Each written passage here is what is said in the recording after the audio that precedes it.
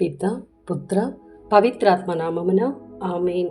ఈరోజు మార్చి 23వ తారీఖు.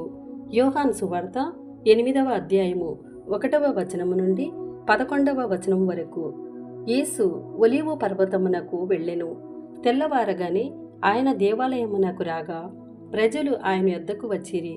ఆయన కూర్చుండి వారికి బోధింపసాగెను. అప్పుడు ధర్మశాస్త్ర బోధకులు, పరిసయ్యులు వ్యభిచారమున పట్టుపడిన ఒక స్త్రీని తీసుకుని వచ్చి అందరి ఎదుట నిలవబెట్టి, బోధకుడా, ఈ స్త్రీ వ్యభిచారమున పట్టుపడినది.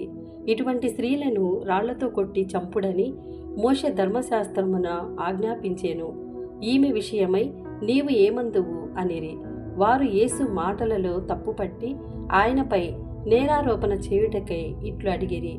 యేసు వంగి వ్రేలితో నేల మీద వ్రాయసాగెను. వారు పదే పదే అడుగగా ఆయన లేచి, మీలో పాపము చేయనివాడు మొట్టమొదట ఆమె మీద రాయి వేయవచ్చును అని చెప్పి మరలా వంగి నేల మీద వ్రేలితో వ్రాయసాగెను.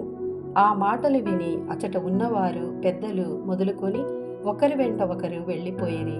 అందరూ వెళ్ళిపోగా ఎదుట నిలిచిన స్త్రీ మరియు యేసు మాత్రమే ఉండిపోయిరి.